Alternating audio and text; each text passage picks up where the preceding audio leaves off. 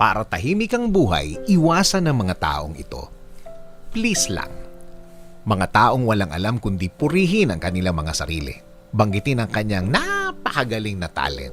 At kapag may nabanggit kang ibang tao na katulad ng talent o ginagawa niya, hindi sila papayag na mas magaling ang taong binanggit mo kaysa sa kanila.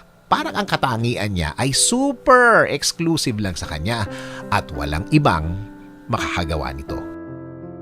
Mga taong walang alam banggitin kundi ang failure ng iba, na sila lang ang successful at sila lang ang mga taong feeling nila tama ang lahat ng ginagawa at tama lahat ng binabalak o pinaplano nila sa buhay.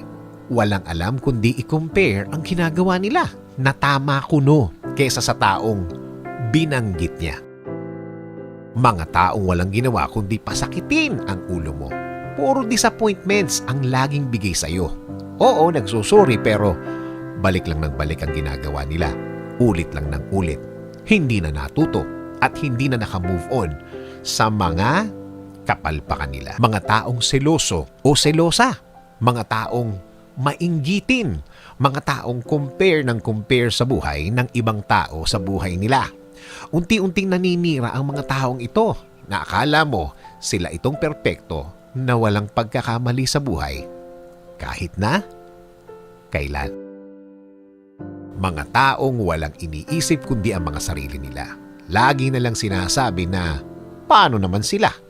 Ang mga taong ganito, kapag nakuha na nila ang pakikinabangan nila, wala na silang imik, ni hindi iniisip ang ibang kapwa nila. Basta okay na sila. Basta na-serve na ang gusto nila. Bahala na ang iba. Mga pa-victim. Mga taong kung magkwento ay sila palagi ang api. Sila palagi ang kawawa. Sila palagi ang lugi. Sila palagi ang kinakawawa.